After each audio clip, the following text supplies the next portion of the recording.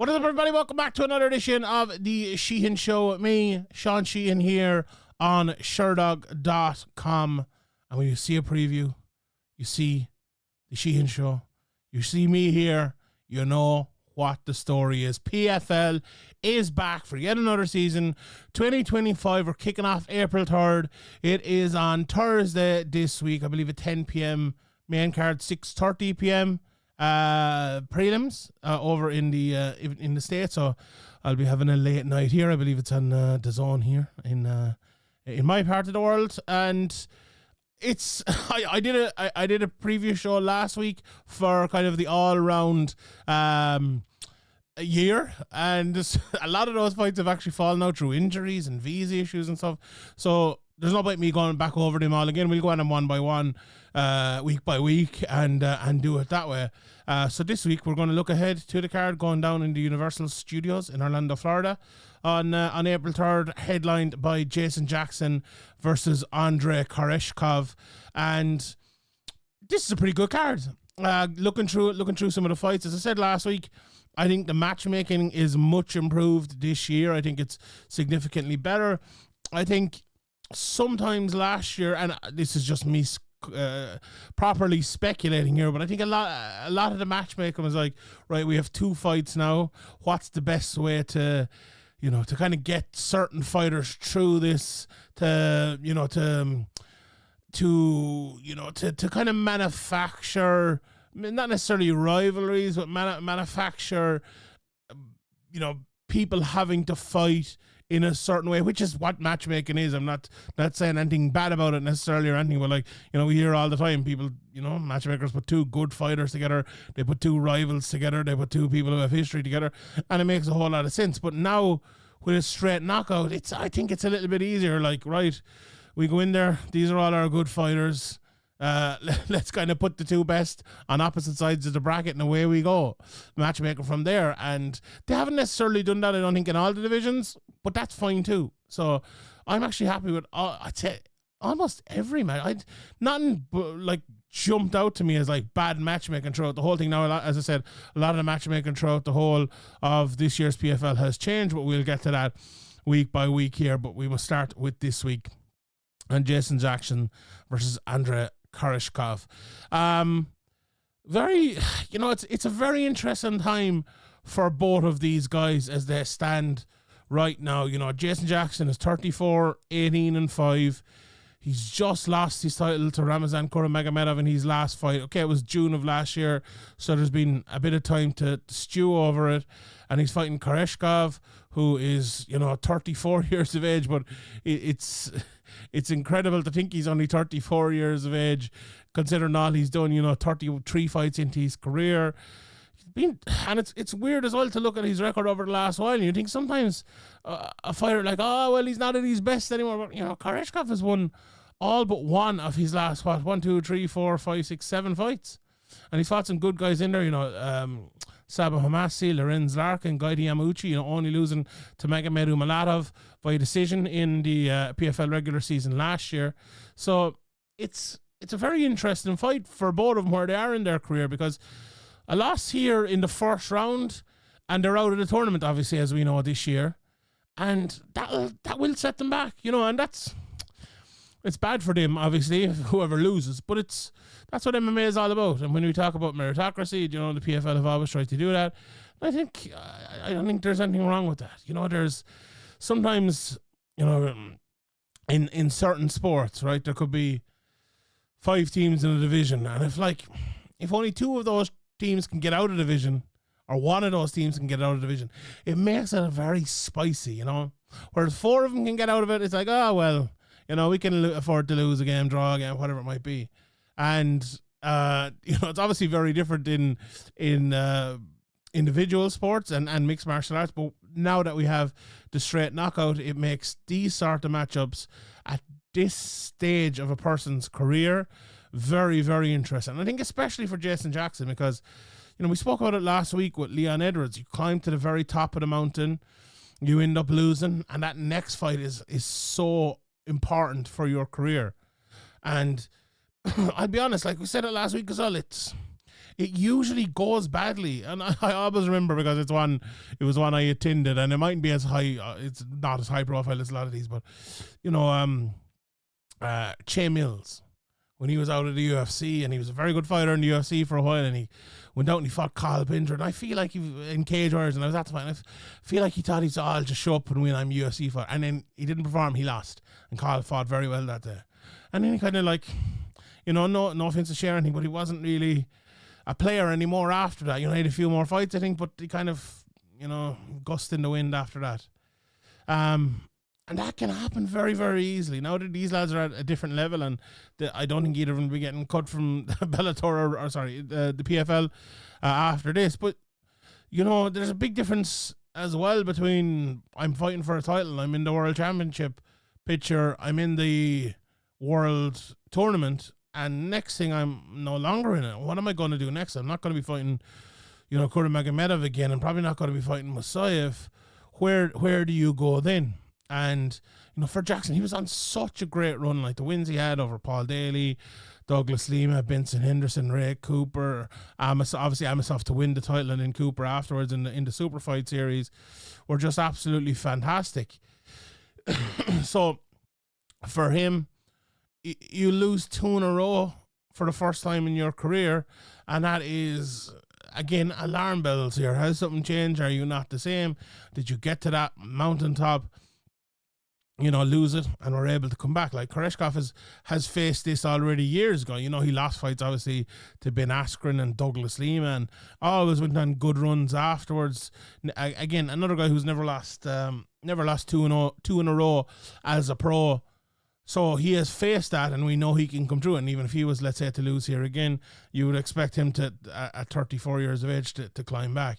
But watching, to get into the matchup itself, watching some of their tape over the last couple of hours here, it was very interesting to see, like, Koreshkov, again, you'd think he was a little bit older, but he's not. And he's still he's not the same fighter he always was, but still a guy who can absolutely do the job he needs to do. Again, he's been out since June of last year as well, so they have a similar bit of a break here. Will that break be good or bad? He fought twice in 2024, once in 23. So, you're talking 3 years, 3 fights. Again, is that good for a guy at his stage of his career, or bad? I honestly don't know, and I suppose we'll find out.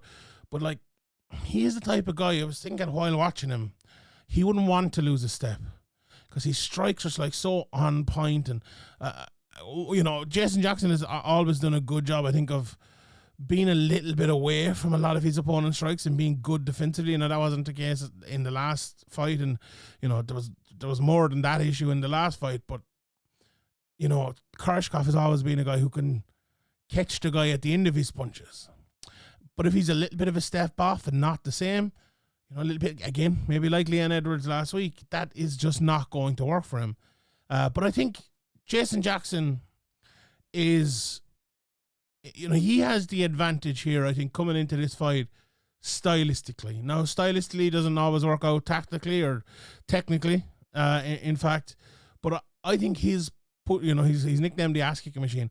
His push forward style, his go and get it, try to take you down, try to push you against the fence, use good striking before that. If he can get you into a position where you're on the fence, you're on your knees, he's good at throwing in strikes. We saw a lot in the Benson Henderson fight especially. He's fairly active with his strikes, and just a really good all-around fighter.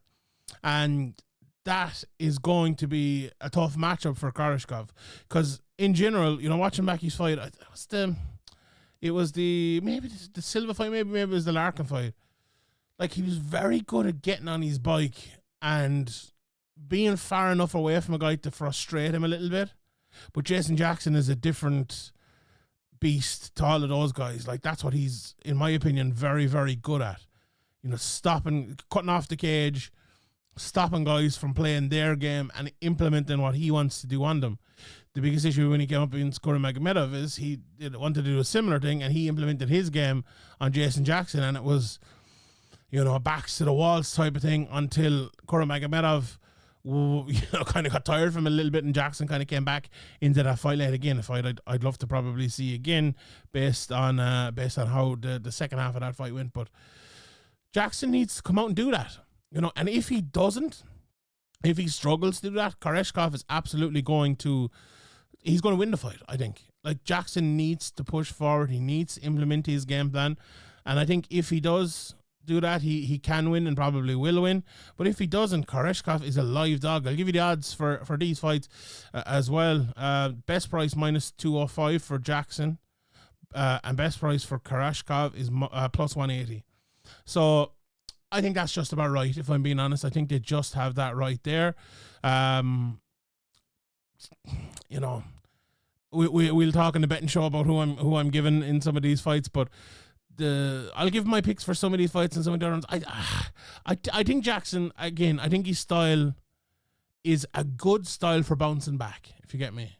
Like, someone who, let's say a McGregor or a Sean O'Malley or Peyton Talbot, their sort of style where you have to be perfect almost to implement that. Very hard style to bounce back with. Very hard to come back with every bit of confidence you had before. Whereas his, it's like, right, all I'm going to do here, push forward, and you're away with it, right? It might not always work, but it's easier to implement than other styles. And I think that's why he'll win this fight here. Right, let's move on and let's talk about some of the other fights on it. The co-main event, Jesus Pinedo versus Adam Borics. I'll be honest, I've always had a bit of a soft spot for Adam Borics. I like his style. I like the way he is kind of a non-stop striker who is, very well-rounded, can stop his opponent where he needs to, but also is not afraid maybe to throw in a bit of a takedown every so often. Good underground as well. Has a good few, how many? I'm just looking at 6 submission wins. He's only 4 knockouts, which again is a little bit surprising for a guy like him. And then, Pinedo at the other side of it, a southpaw, with his very low hands and his odd movement, but nice low kicks, which kind of opened himself up for things. And we know, the knees of Borics have been very, very good in the past. Pinedo's kind of wide stance, whips in those shots, very good head kicks and whatnot as well from that sort of wide stance, and he uses his size well as well with kind of those side kicks and everything against certain guys. But here, he's 6 foot and Borics is 5'11", but he's a tall 5'11", I would say. So I'm not sure the advantage that Pinedo has against a lot of people will be the same advantage that he has in this one. I look at this and I look at the betting prices as well, and I see Borics is the underdog at plus 155, minus 185 for Pinedo, and I was a little bit surprised by that. I know, you look at Borics and he's coming over from Bellator. He's only had one fight in the PFL against Enrique Barzola, who was basically a Bellator fighter as well. So we spoke about this an awful lot. It's going to be hard to gauge quality versus quality from both promotions. And Pinedo has been the same. He's fighting his last few fights, Braga, Jenkins, Loughnane, Braga, and others, very much the PFL side of it. So this is a real crossover Bellator PFL fight, and it's interesting.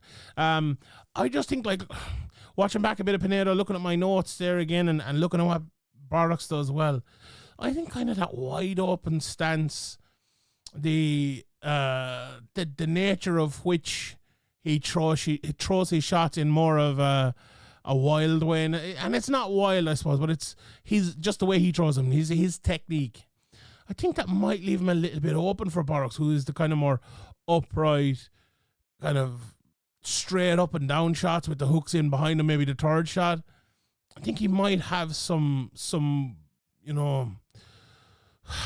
good times doing that and kicking that leg as well.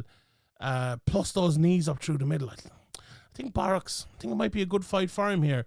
Like, Pinedo's coming off of 3 wins in a row. Borics is coming off of losing to Patricio in 2022. He's only had 1 fight since, so that's a big issue as well.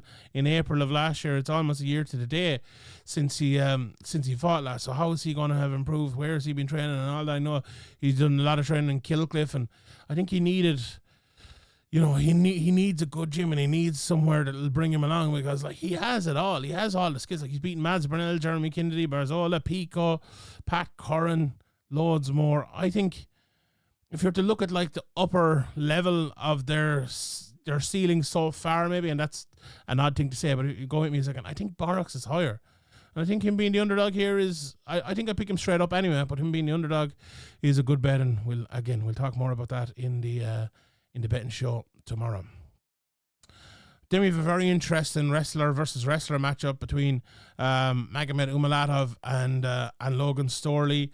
Umalatov 17-1, obviously coming off his sole career loss against Shamil Musayev in November of last year, whereas Storley as well lost to the aforementioned Musayev, which makes this match make a lot of sense. He's 2-2 in his last 4, losing to Amasov and Musayev, but no shame in that. He had wins before that against MVP, which in a fight that he absolutely didn't win.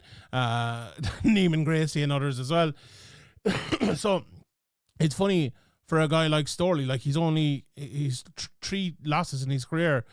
Amasov twice and Musayev, lads who are top of the top. He's beaten everyone else in his career.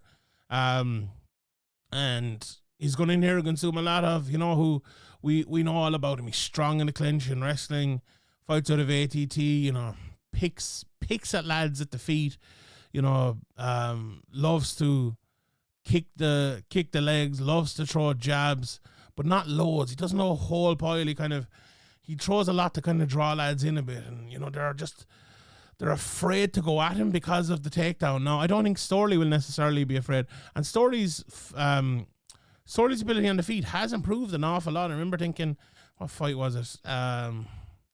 Maybe it was a Luka Pickloff fight, or maybe the Brennan Ward fight before that he has gone up a few levels on the feet. But against Umalatov, it'll be interesting to see how he can counter that jab.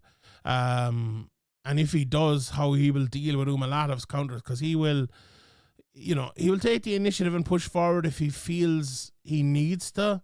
But if he doesn't, if someone comes at him, he will counter. But that's a real plus point for him, because some people won't change for their game plan at all.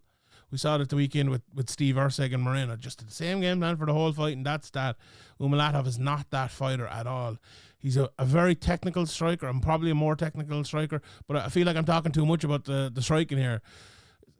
I think Umalatov will win the wrestling battle. I think there will be a bit of a wrestling battle. And if he does, it should be an easy night for him against Storley. But if he doesn't, and it stays on the feet, or if Storley wins it, it's a whole different ballgame. I think Umalatov will win it on the feet as well. But I wouldn't be surprised if Storley landed a couple of those big overhands. Would you be surprised as well if Storley got a takedown? Maybe. But he is a very, very good wrestler. We forget that sometimes. I don't think Storley is the type of wrestler that gets 10 takedowns, he'll get all 10. He's the type of lad who'll go for 10 takedowns and get 3 maybe, but that 3 could be enough to win him the fight. So if he sticks to it and does that, maybe. But again, very tough to come inside against Umalatov. All he's going to do is dip down on you, defend that takedown, and maybe land on top. You're going to have to be very strong and very show a lot of stick-to-itiveness to win that fight and win that battle. So Umalatov is minus 300 for a reason. Logan Storley best price plus 260, and again, that's just about right, I would say, in that one. So Umalatov is the pick there. Then we have a fascinating matchup between Movlid Khaybulaev and Jeremy Kennedy. Obviously Movlid 21-0-1 has been dominant in his whole career, not just in the PFL but before. But he's 34 years of age now. It's interesting, having dominated, I suppose, over the last few years. Is the motivation going to be there? I suppose the kind of the change in format might give an extra motivation. But look, he's beaten them all: Tyler Diamond, Roji Kudo, Chris Wade, Brendan Loughnane, Lance Palmer, all the way back to, he drew with Andrey Harrison back in 2019. And again, one of the only things is he hasn't necessarily been that active. And I know the pandemic and stuff was an issue, but didn't fight in 2024. This is his first fight since June 2023. He didn't fight in 2022. Had a lot of fights in 2021. One fight in 2020. No fights in 2018. He's one of those guys where he's a lot of time out, but it doesn't really seem to harm him in any way. He's such a good fighter. We talked about knees earlier. He has some lovely flying knees. Flying knee KO of the year contender against Damon Jackson. But he's a wrestle first fighter while being very well rounded. He moves his hands in kind of in a very odd motion. Very risk averse fighter as well. Sometimes makes for close fights. Which I'm sure Jeremy Kennedy will be looking at here and like saying, if I can get a few big moments, maybe I can, maybe I can take this. Kennedy himself, a really, really good wrestler. He was on a fantastic run there until he came up short in his last two against, obviously, Patricio, where he got finished, and Braga, where it went to a decision. But before that, he beaten, as we remember, Aaron Pico, it was the shoulder injury, he beat Pedro Carvalho, Emmanuel Sanchez, he lost to Borics, as I mentioned earlier on as well. But, has some good wins, even back further in his career, the likes of Steven Styler, Kyle Boshniak early in his career as well. So he's been fighting good lads for a long time, and he's a good, steady fighter, coming out of Canada. Again, 32 years of age, so you should be thinking, this is his prime and this is the year, but he's definitely drawn the short straw here. He's plus 500, minus 700 for Khaybulaev.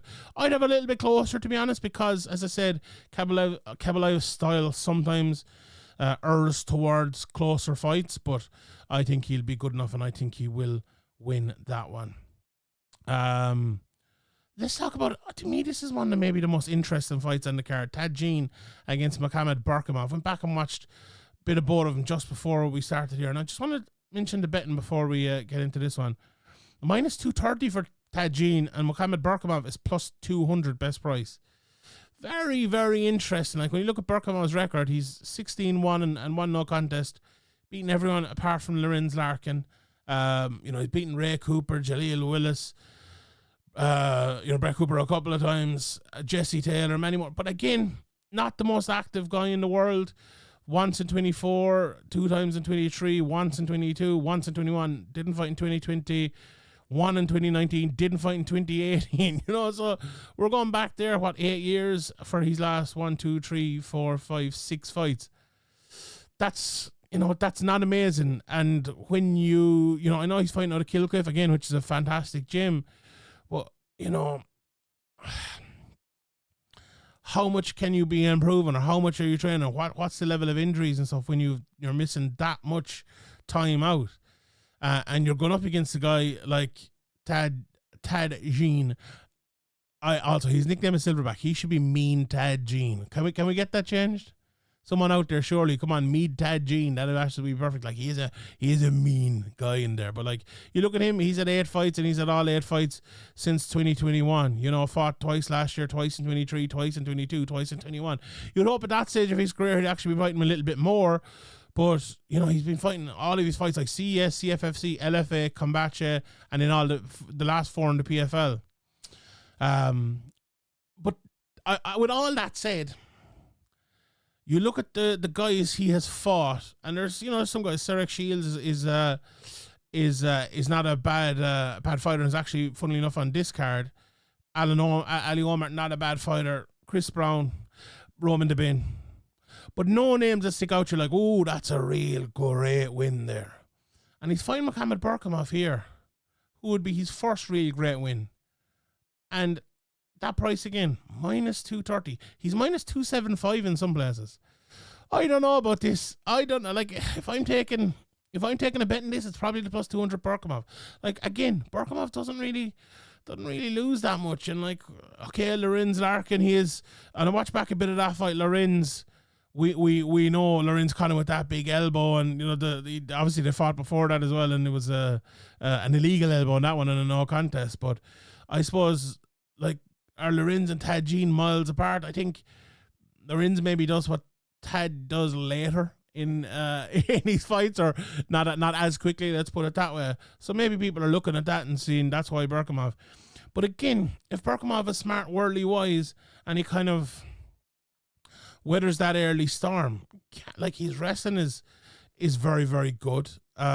He's kind of, that southpaw way that he fights, of keeping it long, always look kind of a bit nervy, and is not as good a striker as Tadjin, don't get me wrong, but can be effective at times. And his wrestling is fantastic. Like, how good is Tadjin's wrestling? Like, is it going to be up to that level if Berkhamov is just wrestling him non-stop? And I know, okay, you know, Berkhamov is a guy who likes to get the fight to the ground and get submissions and things like that. And I don't think he's as, like, how would I put this? Say, like, if you're looking at Movlid or others, when you get on top, they're staying on top. I don't know as Berkhamov necessarily that. I think he takes chances to maybe get the submission. You see that with his finishing rate. You know, he's 9 submissions in his 16 wins, so that's a high rate of submissions. Altogether here,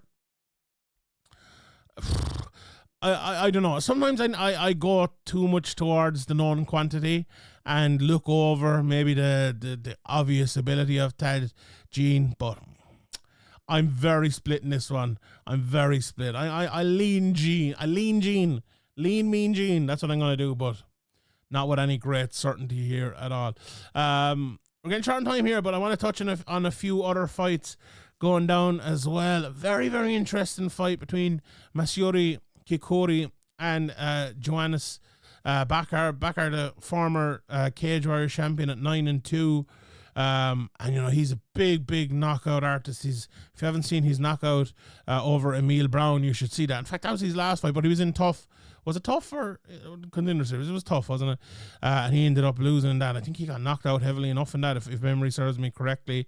But this guy is a real fighter. You know, he's been in there again against some good guys. Carlo Pederselli Jr., another one of the guys he's been in there with. You know, he's 2 fights that he lost were in 2 of the first 3 fights in his career, all the way back in 2016. So you can almost write them off. And you know, his opponent Kikori, again a knockout artist as well. 7 of his 10 wins have come by a knockout, and he's won his last 2 fights via knockout as well, fighting over in Bellator for his last 2.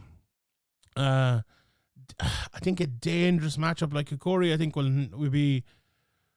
I think he'll try to be maybe more technical against Bashar, and Bashar will just wait and try to land that big shot over the top. So that's a very, very interesting one there. Again, a tad surprised on the betting line for that one. Bashar, not a big underdog, but plus 150. Best price minus 162 for Kikori. So probably just about lean Bashar there.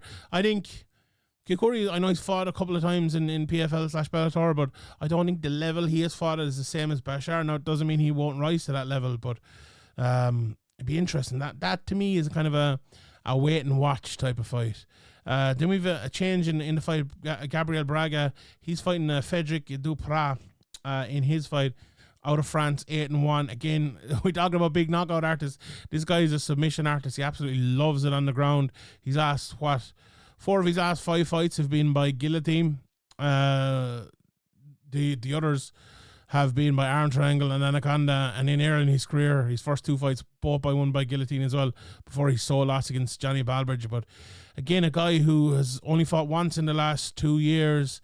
The level of which he has been fighting at is not going to be the Gabriel Braga level, and we know how good Gabriel Braga is. Just a very, very good boxer, and very heavy hips and good takedown defense. You know, I actually believe the bet line isn't up for this one yet, but I would imagine that Braga will be a pretty sizable favourite going in here. I know he's supposed to fight Yves Landu, and he was a big favourite going into that one. So we'll see how this goes. Let me just check the Bellator. Yeah, the PFL website is updated with this fight. Yeah, so very, very interesting one. Be interesting to see how that goes. I do think Braga's very good in these tournaments, and I think, you know, sometimes they're just made for certain guys, and I think they are made for him there. As I mentioned, he was supposed to fight, Duprat was supposed to fight Nathan Gareb. I believe he's still looking for an opponent, so that fight, you know, might or probably won't happen in the next couple of days. The other 2 fights on the card are Joseph Luciano against Sarek Shields, who we mentioned earlier on. He's 6-2. You know, his one of his losses coming against Tad John. been fighting in LFA and other places as well. Good few submissions in his career, as does his opponent. 6 submissions in his 9 wins. He fought in Bellator, beat Stephen Hill, got a lovely anaconda choke there. And, he fought a couple of notable guys. Fought Carlos Prates early in his career as well, so you'd imagine that'll be a fight on the ground. But fight I'm massively looking forward to. A bit of a hometown one for me, Nathan Kelly against Tae Hyun Kim. Watched a bit of Kim, and very, very odd sort of fighter. Very straight up, and I mean straight up southpaw. Hits very hard. He's good BJJ. He fought Kady Magomedov, not to be confused with Kady Magomedov. And he took him down, but didn't have much success on the ground. But against Nathan Kelly, I think it's going to be a whole different ball game. Like, Nathan's ground game is absolutely fantastic. 5 submissions in his career, and a few TKO knockouts on the ground as well. Nathan's big issue, I suppose, he lost last time out in January against Ahmed Magomedov. He was winning that fight early and then kind of got caught late in the first round. Ended up succumbing to a barrage in the second and getting submitted. But I feel like the end of that first round was a big issue and big part of what happened in the second round against a very good guy like Magomedov. Now, Kim, 10-1, 7 finishes in there.